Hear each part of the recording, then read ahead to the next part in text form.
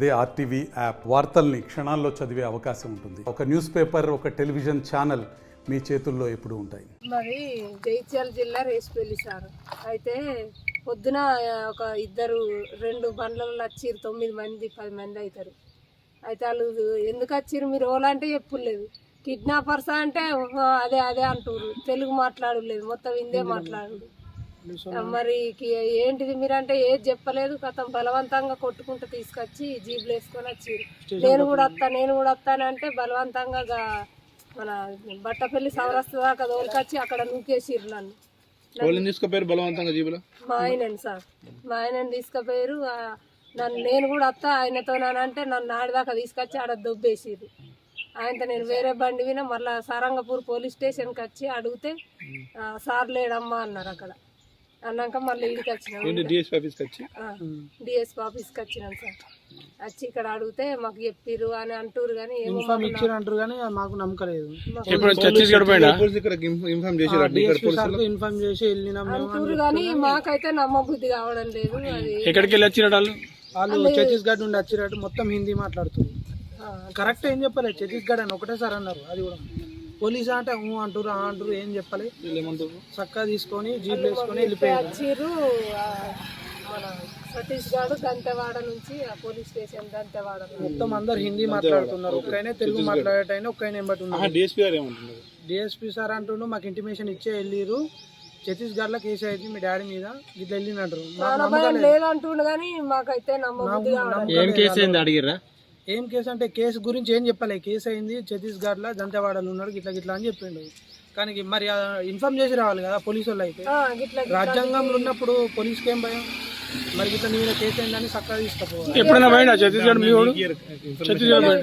ఫ్యామిలీకి ఏం ఇవ్వలే, డిపార్ట్మెంట్ వాళ్ళకి ఇచ్చిరా. కడ రాజన్న రంగంపల్లి గతంలో 81, 92 దాకా 83లో పనిచేద్దాను.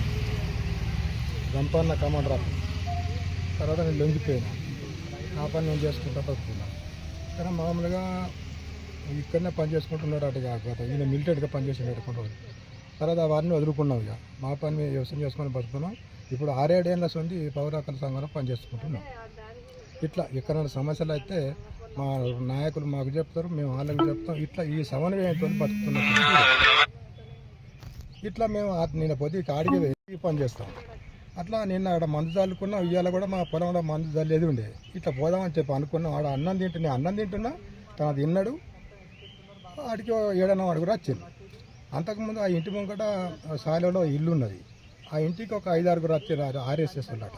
వాళ్ళు పొద్దుగాల వచ్చారు. ఆ ఇంట్లో ఇది ఉన్నదన్న సీసీ కెమెరా.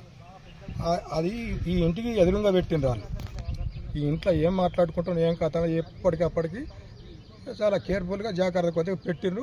ఆ పొద్దుగాల ఒక 5-6 వచ్చారు ఆర్ఎస్ఎస్ వాళ్ళు. అట్లా ఇట్లా రకరకాల చూసుకుంటూ పోతుంటే వీళ్ళు బాగా చూస్తుండ్రు అని చెప్పి మేము అనుకున్నాం, మాట్లాడుకున్నాం. వాళ్ళు వేయినాక కొట్టేపటికి మళ్ళీ 7 కూడా మళ్ళీ వచ్చారు. నేను అన్నం తింటూనే ఉన్నా. అన్నని నువ్వు ఇట్లా అని చెప్పి అంటే పోయిండు. పోయి మాట్లాడిండు. మీరు వాళ్ళు అంటే ఆర్ఎస్ఎస్ వాళ్ళు అని చెప్పి అన్నాడు. అవు అన్నారు.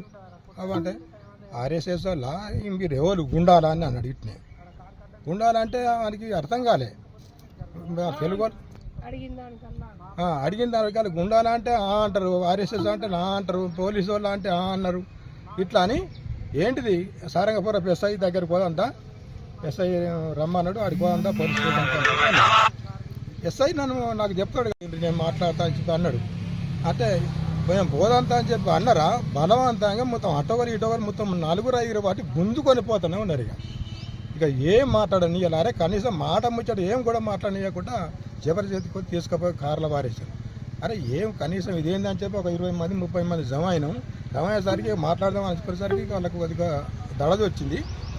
ముందుకొని పోతుంటే నేను అత్త అని చెప్పి ఆ కారు నవ్వేయింది. నువ్వనుండి ఒక షేపుకుంటుంది పరిస్థితి. ఇదేంత మొత్తం దొంగలు తిన్నే ఉన్నారు వీళ్ళు. నిజంగా మనసులో తిరగలేరు వీళ్ళు. ఏదో ప్రమాదం ఉండదని చెప్పి మాకు అనిపించి నువ్వు వెంటనే అక్క నువ్వు ఎంబడి పో అని చెప్పి అనగానే ఈ అక్క ఎంబడి పోయింది. నాకు బట్టపల్లి పోతానికి రాగానే అక్కడ రోడ్ ఇట్టే క్రాస్ ఉంటుంది. అక్కడ ఈ అక్కని దించేసి సగం మేము స్టేషన్కి పోతున్నాం అని చెప్పినట్టు పోయినట. ఈ అక్క మేము అలా కొడుకు నేను బండి వేసుకుని వెనకపోయాను. ఈ అక్క దించేయంగానే ఇంకో బండి ఎక్కి వెనకనే పోయింది. ఏంటనే అక్కడ ఏమి లేదు. అక్కడ తెలుసుకున్నాం, మాట్లాడిన ఒక కానిస్టేబుల్ ఉన్నాడు. నేను చెప్పాను మాకు ఇక్కడ ఏం లేదు, సమస్య లేదు అన్నాడు. అక్కడ పక్కపొన్న ఆయన ఉన్నాడు, ఒక ఆయన అంత వాసారిగా పనిచేస్తాడు, వడ్డే గంగన్న అని. ఆయన చెప్పిండు, ఎస్ఐ కలిసిండు, ఆయన కూడా ఆ కారులో వేయండు, ఆయన తెలుసుకుని తెలుస్తుందని చెప్పి అన్నాడు. ఈ సంగతి ఇప్పుడు ఆయన గతంలో పనిచేసిండా? గతంలో పని చేసిండని తన అన్నాడు. కానీ నా పేరు వేరు, ఆయన పేరు వేరు. మరిన్ని వీడియోస్ కోసం ఛానల్ ని సబ్స్క్రైబ్ చేయండి, లేటెస్ట్ అప్డేట్స్ కోసం వాట్సాప్ ఛానల్ ని ఫాలో చేయండి అండ్ లింక్ డిస్క్రిప్షన్ లో ఉంది.